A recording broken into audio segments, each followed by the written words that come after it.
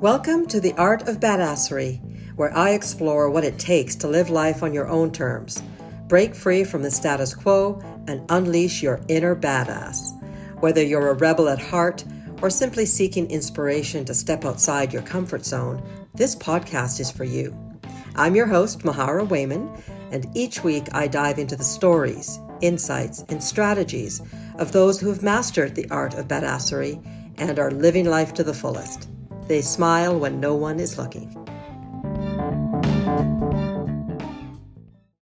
Hey, everybody. Welcome to another episode of The Art of Badassery. Today's guest, you are in for such a surprise. He's been a badass boss since before she could drive. Yep, you heard me right. MacKenzie Morris launched her first business at just 12 years old. And let's be real, she hasn't stopped building since. She hasn't stopped dreaming or slaying everything that she puts her mind to. In high school, she wasn't just running a business. She was also captain of a 90-girl drill team and juggling 3 jobs, not 1, but 3. Most adults can't even handle 1 full-time gig without complaining. And she was out here making it look easy. Now, today, she's the force behind a successful professional wedding brand and strategy mindset coach, helping other entrepreneurs build their empires without burning out. She's got grit, grace, and a whole lot of get it done energy. And today she's going to spill the truth on what it really takes to rise. Let's welcome MacKenzie Morris to the Art of Badassery. And trust me, you're going to want to take notes. Hey, MacKenzie, good morning. Good morning. And thank you so much for joining us today. Hello, good morning. I am so excited to be here. Thank you for the incredible freaking electric intro. I loved it. Man, I love hearing all of that. It's so funny because we don't think about the things we've done in the past, like so far and long ago. And that's just so cool to hear back. Well, I got to laugh because, I'm going to be 60 this year. So for you to say in the past, so far and long ago, when it wasn't nearly as long ago for you as, as Right. for me, it's pretty interesting. But you bring up a really good point. It's one of the biggest things that I notice in the work that I do today is our propensity, our being, in general, people, to forget all of the great things and focus on the negative things. Yeah. But we definitely want to talk about that today. But I want to go back to 12 years old. What on earth did you think? Did you want something to buy something and you thought, I got to get a job so I can earn the money? Like, what was the impetus behind? Oh, I have always had the entrepreneurial spirit. And when I was that young, I didn't know what that was. I didn't know that that was the feeling that was inside my body, right? I didn't have the awareness to identify it. I wasn't in a family of entrepreneurs. I was the crazy one out of everybody, right? I was the visionary, the person that always had ideas, that was always inspired by life and dreaming and seeing the bigger picture of things. So whenever I was 12, I had this whole idea for this company. It was called Granana Bites. And I am a big snacker. To this day, I love to snack. I would rather snack than meal, right? Like, if that makes sense. But I am not like a big, like, chip person or like processed food person. I'm just not. So the idea was I wanted to make a healthy grab and go snack for younger people that we could go, kind of like goldfish, but healthy. So I literally spent my days after school chopping up bananas, dehydrating them myself, homemaking peanut butter because I was really did not want Jif to get royalties because that's what I was worried about at 12 is royalties from Jif's peanut butter. And I was taking the banana chip and peanut butter and topping it with different things like jelly and granola or honey and coconut or whatever it was and just making these little granana bites and packaging them and then selling them to my friends at school. And then from there, I was like, you know what? Of course, I was proactive, right? Like you had said, I've always been a hard worker. I had a lot of jobs. I was in clubs and drill teams and all of those things. But at that point, I was a little bit younger. And I would spend my time researching. I'm like, okay, I have this idea. This is great. I'm selling it. People are buying it. How do I grow it? So I did some research on how to get manufacturing or find someone to help me. I was almost looking for had I had the knowledge, I was looking for a business coach, but that didn't really exist, at least in my world at 12 back then. So I ended up finding this company called Davidson Industries, and they help inventors and makers turn their product or idea into a physical thing. So you could go and apply and submit your idea. And then if they chose your idea, they were going to help you take it off the ground. And they ended up choosing mine. And it got chosen, and that was incredible. And then the dream kind of died there because, of course, we had to pay for manufacturing, all that stuff. It was like $12,000. And at that point, my parents were not going to give a 12-year-old $12,000. Like, they didn't have the drive. They couldn't do any of it. They didn't have any of it. They didn't understand it. So it really all kind of died there. Flash forward to almost present day, and then we're going to back up another 8 years. We did find my product on the shelf at Sprouts, but it was not mine. So that was the thing. And I did get an apology text message from my mom saying, "Oh my God, we should have listened to you." Wow. Okay. Such badassery at such a young age. I keep, as you're talking, something that you did that I keep hearing loud and clear in my head is captain of a drill team. Because to me, that's so badass. What was it that you learned about yourself at that age, teenager, that allowed you to really take control that way? Because that's not your average leadership demonstration in high school. Tell us about that. Yeah, my gosh. And that drill team experience is probably something that shaped me to be the literal badass, hard worker, do not take no for an answer, get shit done type of person that I am now. I remember going into orientation with the coach. She gave us a binder, a full on binder of all the rules. And she was one of the typical old school coaches that you would see in like the movies, like yelling, "Don't cry, you've got to throw up, keep running, don't stop," that type of coach. And I loved every minute of it. I loved it. I loved to be held firmly because she knew our potential. She knew what we could be, and she knew how to pull that out of us. So I learned how to do that for other people from her doing it to me. Um, but I also learned that your skills do not necessarily make you the competent leader that you need to be.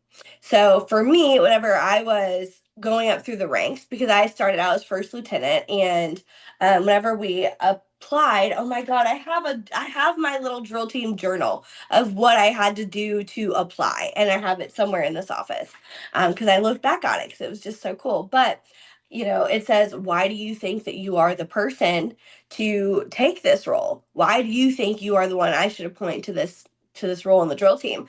And everything in my binder was about helping people reach their full potential, knowing that communication is key, knowing that it's all about camaraderie and being able to push past the limits and really just like own in on that and double down on that piece of it. And it's so cool going back to that place because that's what I'm all about now.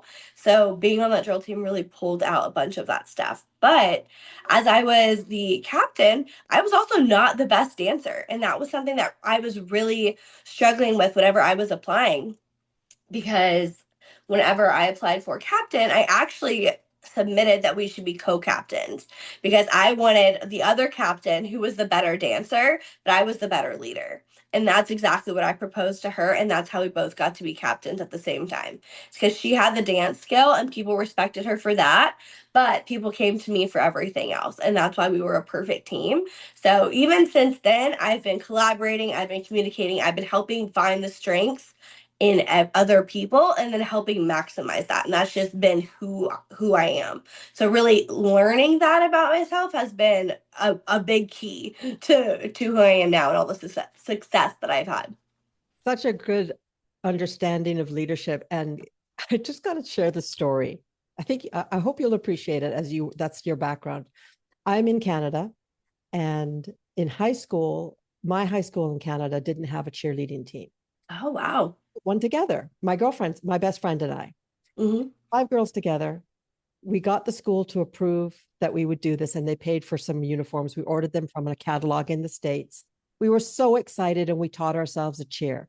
One of our first experiences was going down across the border, because I live near the American border, to with our football team to be their cheerleading, right? So away we go. This is grade 9. Right? Okay. I would have been, I don't know, 13. I'm just guessing here. Maybe 12 or 13. I was a little bit younger than everyone else. So anyway, we go down to the States on the school bus. We're so excited. We've got our green and white pom-poms and our little cheerleading skirt with all the, the whatever. Well, I fucking brought the wrong shoe. So I had 2 left shoes instead of a pair. Oh. First off, we get off the bus and I've got, oh my God, where's my other shoe? So we felt a little foolish. Then we saw the opposing team's cheer team, and it was a drill team. There was 25, 30 of them. They marched out on the field, did all of this gymnastic stuff. And we're just looking at each other going, what the fuck? Like, Yeah. what do we get ourselves into? Then we did our cheer. And the first part of it was a letter where you spell the name of the school. I was so nervous I said the wrong letter. So, I mean, it was just a disaster from beginning to end. But the best part was we were such good friends that we just rolled on the floor laughing, right? We just laughed the whole time. But that's my little story about cheering and the difference between Canada and the United States, 40 years ago, 45 years ago. So, Gosh, that's a crazy story. Like, I don't think I grew up in Texas. So we were like drill team, capital of the world. That was who we are and what we did. Our team was a competitive team. Like, we won nationals multiple times. So it was just a completely different reality. That is so crazy to me. I didn't even think that schools probably didn't have cheerleaders. That blows my mind, actually. we didn't have cheerleaders. We had a great time for 3 years, right? I don't even think they continued after that. But anyway, I digress. All right. So fast forward to today. You've had multiple. Well, first of all, answer this. How long have you had your current business? So I have been a strategist and a coach officially for about 3 years. Okay. But I started playing around with that, not knowing. Again, I have a title thing. I don't like to be boxed in with a title. I really don't like it. So I was doing this type of work while I was building my wedding company. People would reach out to me and be like, oh my God, can you help me do XYZ? Or I'm having a hard time doing this. And then we would chat, and then I would go and help them, and then they would pay me. And that's kind of how I kind of got into it, because people were watching my journey and watching me build my businesses, and they wanted those same types of results. So then they came to me. So that's kind of how it started. So I've formally been a coach and strategist for about 3 years, but I've been doing it a little bit prior to that as well. So probably about 2 years prior to that, so 5 years. Okay. So again, you're still quite young. Yeah. Your kids are quite young. So this was around the same time that you were starting your family. Yeah. Did you get the energy? Because I remember what it was like being a young mom. And there's not a hope in freaking hell I could have done then, even though I would have been so much younger. Than today I know what it takes to do this. But where did that energy come from?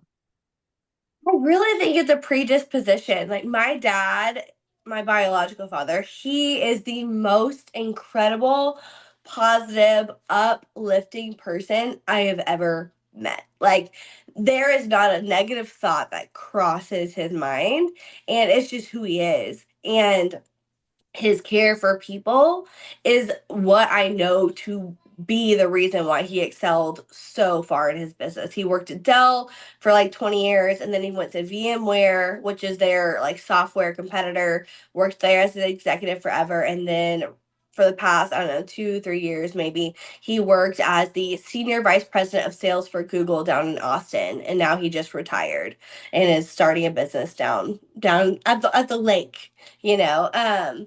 So he and I were having a conversation. We were just down there, and he was telling me that trait of his was the thing that has really taken him to the next level. Just that overarching sense of positivity and energy. So I really think it's a predisposition. But even if we take genetics aside, I have the energy and I am inspired by life. Like in general, I can pull a life lesson literally out of anything and I love it. And if you're constantly inspired like that or being educated by the environment around you, it fills you up, at least for me, right? I feel the energy of like, oh my God, that's such a cool idea, and I'm overcome with more energy. But outside of that as well is it gives me a sense of identity for myself. I have never been the type of woman that's wanted to stay home and just be a stay-at-home mom and only do that. And I don't want to say just because I don't believe in just either. I'm actually writing a whole book about that exact topic, but I am multidimensional. I am multifaceted. I am multi-passionate. I am multi everything. So for me, having my own business in my own way to contribute to the world outside of my family gives me a sense of individuality and allows me to stay me and keep that my own identity. So then that's also really energetically like pleasing and kind of helps me keep my energy up. Yes, hello. So much juiciness in what you've just shared. And a couple things popped into my head, which I know that some of my clients struggle with, and I've certainly struggled with it at various times in my life, which is the ability to be present.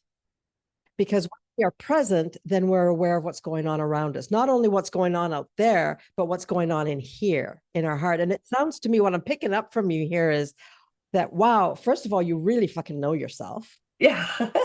And you give yourself permission to exist and be present. And that's something that a lot of us struggle with because we, for various reasons, fall into the trap of, oh, I should be doing this. Oh, I should be doing that. And it doesn't sound like perhaps that has been a big issue for you. But what I want to know is that true? Have there been times in your business career or any time actually where you went, fuck, this doesn't feel so good? Yeah. Yes. Oh my God. So many. So many. That's the whole point of entrepreneurship. It's uncomfortable 100% of the time. It is generally not free floating all the time. But um a few times I have absolutely felt it that is are worth sharing are whenever I was building my wedding company and I had sales coming in from brides and from wholesalers because I sold B2C and B2B. And that was coming in, but that was a lot of outward outreach. So it was a lot of work attached to the money that was coming in. So on the outside, I looked successful because I was bringing in money. They were reorders. It was great. It was bulk. But my God, it was a lot of freaking work and it was draining the life out of me. It literally was. I was so resentful. I didn't like my business anymore because it was just not fun. And I didn't give a shit about PJs to this day, I really don't care about PJs, but that's not what the business was about. It was about making people feel comfortable in their skin as who they are on that day. That's what the mission was. That was the movement. And that's what I gave a shit about. I didn't care how I portrayed that message to the world. And now that I'm saying this out loud, that's the underarching theme of everything that I've ever done in my whole entire life. It doesn't matter the product or the business or the service or the offer that I've shared it all comes down to that one thing. um so a key to things feeling aligned is as long as it's all created around a core value that is true to you, it'll all be kind of working for you, I guess. But that was definitely a time where it felt hard and it was not a great time. Or the time where I custom designed an entire outfit set and I had it manufactured overseas. I hired designers. I had a trademark for my company. I was going to do this big launch and sell it to my own wholesalers. I had been launching a campaign to get new people on my email list for years. This was all probably a 2-year process. And it finally came down to like, okay, y'all have watched the build, you've gotten on the email list, you say you want this thing. It is time here to buy. 17 weeks of emails fleshed out. Hit the buy now button. You're ready to go. Not one sale. Not one sale out of the multiple thousands of people that I got onto this list. And it turns out that it was a protection. But that was one of the biggest reasons why not reasons, but biggest things that really caused a hindrance to me and my growth. Yeah. So Did you just say that you were a fashion designer? I did. 2 years to launch a particular outfit? Yep. No sales? No. Ever? No. So I had 4 total lifetime for this product. They were all from friends and people that were doing it for promo. So no organic cold sales from all the lead generation that I did. Okay. Thank you for sharing those stories, by the way. But I guess the real question, and this is what comes, what being a badass is all about, is what you say to yourself in that moment to get yourself right. Because that's what being a badass is about. To your point, entrepreneurship is not for the faint of heart. It's always a fucking lesson. Every day there's something to learn. But I think our audience wants to know how you managed to navigate that, because even my reaction to hearing you say it was like, holy shit. That was a deep trench. That was a deep trench that I went in for probably about 3 months. It broke me to my core. It really, really did. I was the weekend prior.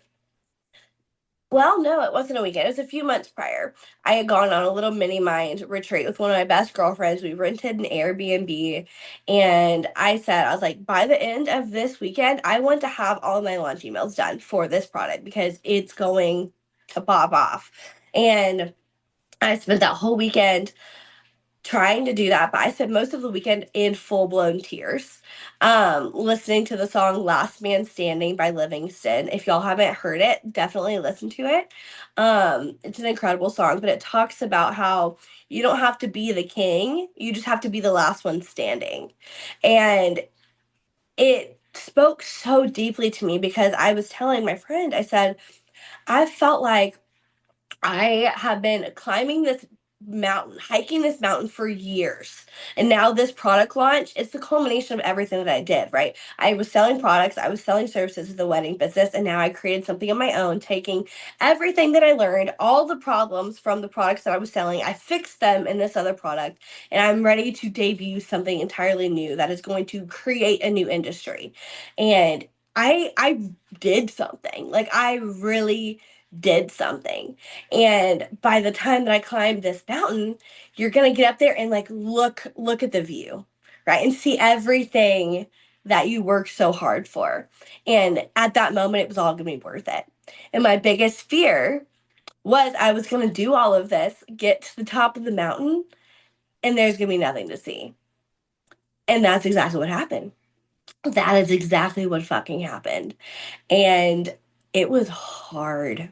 It was really hard. People do not talk about the $0 launches that you essentially wasted 2 years of your life doing. But none of it was a waste because I learned a lot and I have knowledge that no one else will ever have. But being at that low place, I really had to get very, very clear about okay, why did this not work? Because statistically and logistically, I should have had a sale. Out of the thousands of people that rose their hand over the years and said they wanted this thing, why did it not sell one from this cold audience? That doesn't make sense. Because I know as a strategist that for if you have an ad, you want a 10% click rate and you'll have a 1 to 3% conversion rate for sales. That is what a successful campaign would look like. So something was really wrong. Really wrong, right? But I did everything right on paper. There were funnels, there were emails, there was warm leads, all of the things. So the lesson that I learned from it was I was out of alignment. That is the lesson. You can do all of the things that you want to do, but if you are out of alignment or you're hiding from what you're actually supposed to be doing, the universe is going to tell you. And that's what I learned because later, probably about a week after that failed launch, my manufacturer that was going to manufacture all of these thousands of sales that I was anticipating backed out. They said it wasn't a fit. So had I had sold 10,000 of them, I would have been really SOL because now I would have had to refund all of it. Then that would have looked even worse, right? On the back end, people that don't know me don't know that it was a failed launch. They have no clue. It's none of their business either, by the way, but they don't know. So I had to get real in those 3 months. I stopped working. I quit. I had money coming in automatically, right, from the business that I built. I stopped and I baked a lot of sourdough with my kids and I learned how to have fun and be present. And I said, I am just doing this. And I am going to use just. Being a mom is the thing that I'm doing right now. That is what I'm going to be doing while I'm thinking, while I'm trying to figure out where this lack of alignment was. So that's what I learned. Oh my gosh. I'm in awe because I've cried the blues over a zero launch that didn't cost me anything because I didn't put any money into it, just Yeah. sold. So what an amazing lesson that you chose for yourself at that time. Yeah. That's totally badass that you didn't crawl into a hole and just say, apply for a job at Starbucks. No, Yeah. nothing wrong with working at Starbucks, people. That's not the story at all. But as an entrepreneur, I can relate to this fear. Oh my God, if it doesn't work out, I think I have to get a job. I actually said that a couple of years ago. And I remember it was excruciating to say it out loud. I actually cried talking to a friend who's a coach. I'm like, I think I need to get a job. And she's like, what? You need a job? And I'm like, I fucking think I need to get a job because it's just not as reliable as I was expecting it to be or hoping it to be. And then the funniest part was I said this to my husband, and he's all for it. Like, right, he was panicked as well, I think. Not that he would ever say it, but he said, you know what? I think you would be great. Why don't you apply to work in a bank? And all of a sudden, my stomach just, roiled. And I'm like, I'm not getting a fucking job. There's no way I'm going to figure this out. I am going to figure this out because a job, can you imagine after working from home for so long and doing what I want? So scary times, but that's when we learn our biggest lessons is when we are faced with really questioning everything. Right. So, speaking of badassery and superpowers, what is your superpower, my friend? What's your superpower, my sweet? Let's talk about that. I feel like I have the super power of vision where I think I can see the future in the sense of you can tell me an idea or what you're trying to build or the vision that you have for yourself, and I can see the highest potential of it. And whether that's just a skill that I have or something that I've built because of all the learning and the research that I've done to learn how big things can get just in my job. I would say that's my superpower is being able to see the highest potential for you and your business of like, who is it that you are and what is it that you're trying to do and how can we blow it up as big as you want it to be. I had a friend who came up to me after I spoke at an event, and she and I got to talking, and she was telling me about her business, and I was like, "Oh, so you're gonna franchise?" She's like, "Oh no, da da da, I'm not gonna do that. That's like blah blah blah." So fast forward 2 years now, she called me the other week, and she's like, "MacKenzie, you knew before I did that I was gonna be franchising my business." I said, "Girl, it was franchisable. It was absolutely franchisable," and now that's exactly what she's doing. So I think that that's my superpower. So it's interesting that you say that because as you were talking, I got this vision of, and you brought up both points. One is you have such experience because you've been doing business since you were 12, right? So Yeah. you have the knowledge, and our brain is predictive in so much as it takes all the knowledge that we've gathered and it in a millisecond or slow or faster, it creates something, right? Because it's taking Right. information. But the other thing that I want to touch on is it possible, granted you have the experience, but you also are really connected to something bigger than yourself. So Yeah. there's a dimension out there where this possibility already exists, and you are just on that superhighway. Yeah. It comes back to this idea of being so present, right? I talk about this a lot in the work that I do because I'm a success alchemist. I help successful women tune into themselves and recognize that they are so much more than whatever the plate name on the door is for their business or whatever Right. themselves. So I'm wondering, would you say, is this a 50-50 experience? 50% tuning into the energy of something bigger than who you are, and 50% this is just my knowledge? Or do you think one is a little bit weightier than the other? Oh, it's so much weightier. My vision and my intuition and all of thatness, that is absolutely leading the way. There's only so much knowledge out there. There's only so much strategy. That's what I tell people. I'm a strategist because I've learned the strategies, but there's not that many. Like, yes, of course, you can go create your own thing and go create your own strategy, of course. But the basics are the basics. There are ways to do business that are proven, and then there are wrong ways to do it, and that's it. But whenever you tap into all of that other juiciness of what life could be, and we're talking quantum leaping and energetics and universe and all of that stuff, that absolutely leads the way. And it also depends on how you perceive the world. And I definitely view the world from like a lens of La La Land. Like, people are like, MacKenzie, do you work ever or what? I'm like, you know what, yeah, like I do, but it's really fun. Like, if you look at my general day to day, it does not seem like a normal thing. Like, I'll go out paddleboarding and I can still work on my paddleboard. Like, the way I've set everything up just allows me to live like this crazy La La Land, like delusional looking life. I so love it. And just looking at your background, you've got your logo behind you. And I know that it's not, I don't think it's turned on right now. Or maybe it is, just I see a little bit of, No. but your ceiling lamp is making it look like it's flashing. And I'm like, it's freaking 8 o'clock in the morning, peeps. And well, it's 8:30 my time. But look at this girl. Like, this girl is living an energetic and totally tuned in life.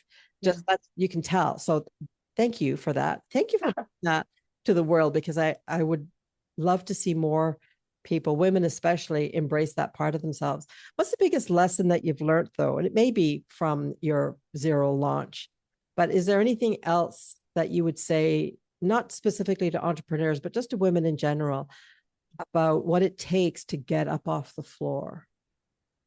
Oh gosh. It takes a lot, and it takes the ability to be flexible and fluid and to not judge yourself for any direction that you go. Because any decision that you make, I truly believe it's the right decision for you. Whether it's a wrong decision, you're going to learn something from it, and then that's going to get you closer. So I don't believe in failures. I only believe in lessons. And that's the thing. Um, but the biggest lesson that I always tell people is that misalignment lesson, is that if you are misaligned and you are hiding from something, whether you think that you are or not, and for me, I didn't know that I was. I did not know that I was. It will come up. And it came up for me in the $0 launch. And then I finally came to the moment where I was like, okay, this didn't work. I'm resenting my wedding business. This is not fun. I don't love it. I don't want to do this anymore. I'm closing it down. So I shut it down. And then over that exact weekend, I signed 4 new one on one clients. And then in the last 2 months of the year, I doubled my total yearly revenue, doubled it from changing the alignment. Okay, I know what that means because I'm a coach as well. So I know what that means. But what I would ask of you is to tell us a little bit more about this word alignment, because you and I know what it means, but I there may be some people listening that are like, what the fuck are you talking about? Yes, let's get into it. Alignment was really hard. That was something that I didn't really ever understand either. And I love that you brought this up for us to talk about it, because it is such a jargony word that normal people don't really understand.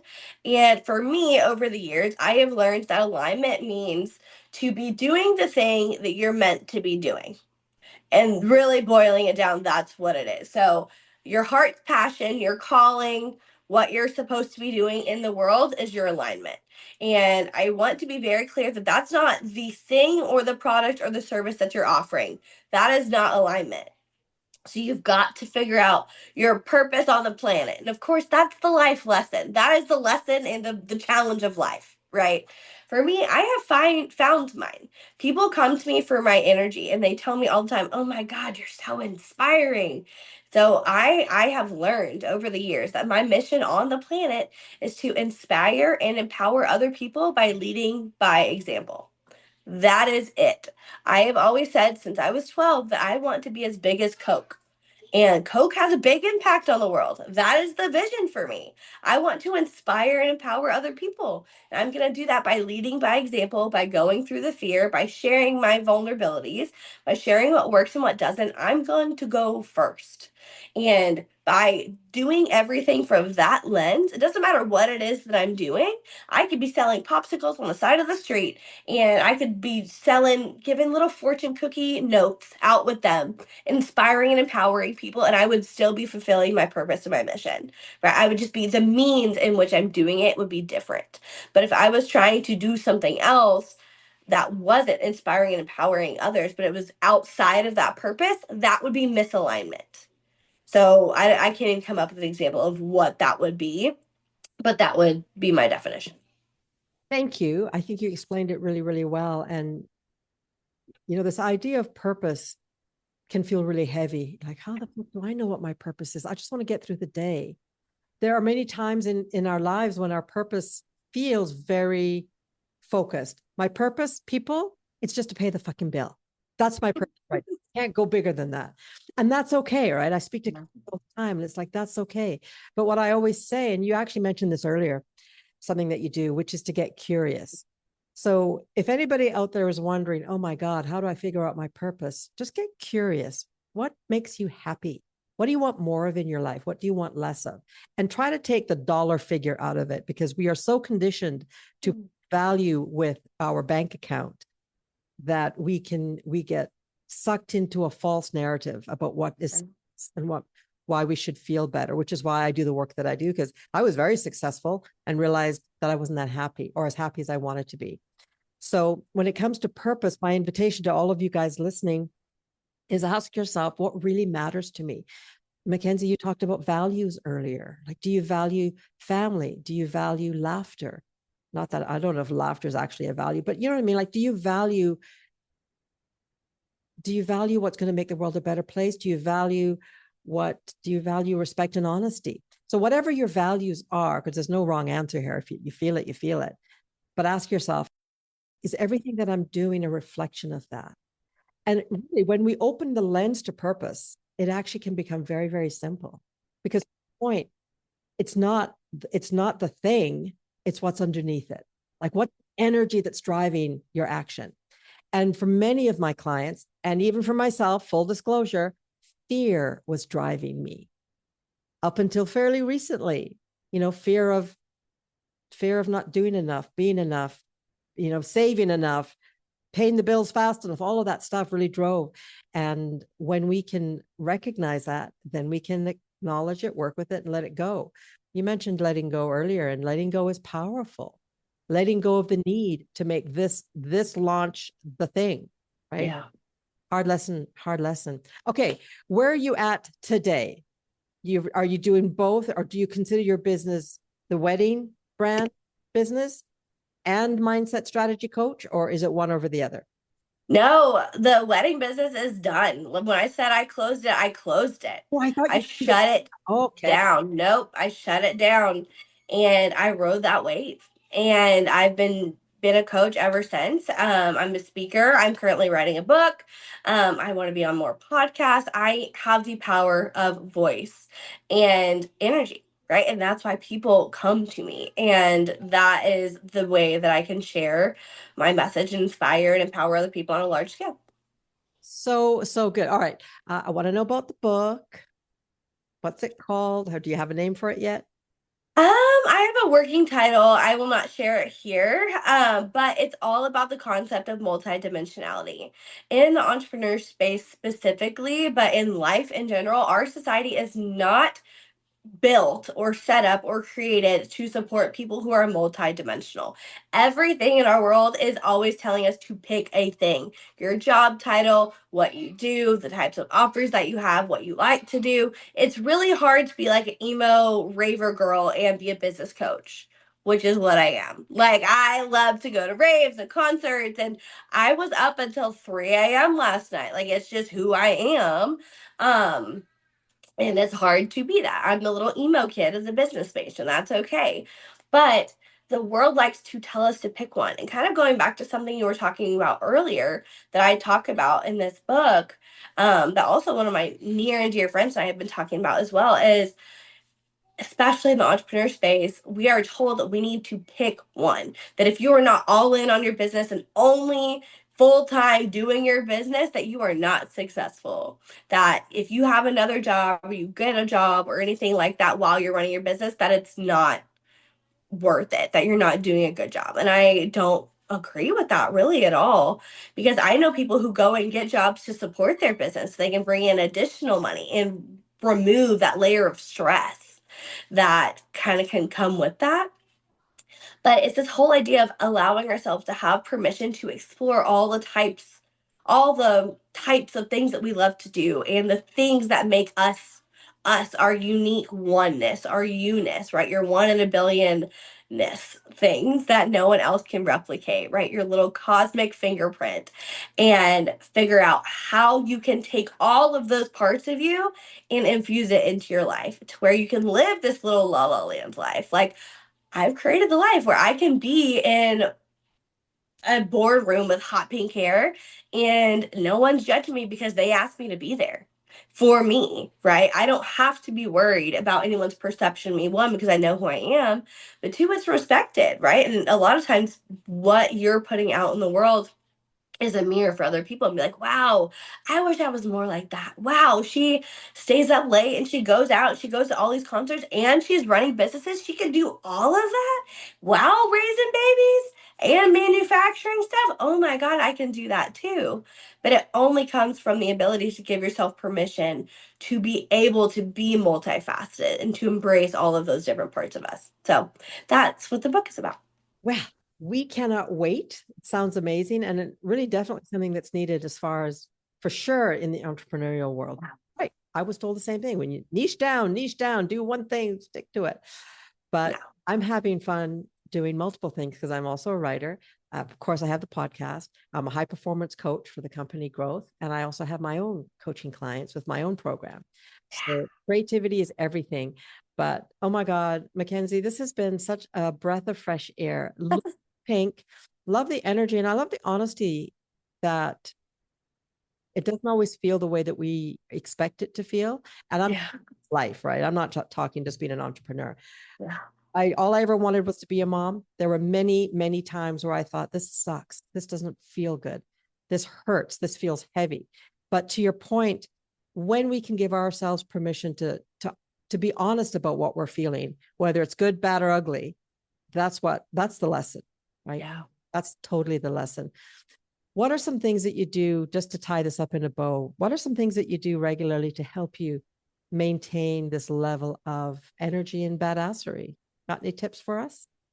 Yeah, I allow myself to think a lot. And a lot of people are so scared of that. Because if you sit and think, things are going to come up and you are going to have to work through it. And I love nothing more than feeling something emotional come up and me be like, oh, wait, what is that? Why am I feeling that right now? And coaching myself through it. I do a lot of that, a lot of introspectiveness. I don't know how to say that, but either way, I do a lot of that.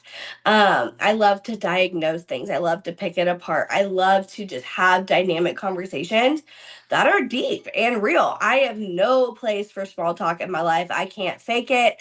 I don't know what to say. I will sit in silence before I can do any type of small talk. But I want to get real and get deep, and I allow myself to do that a lot.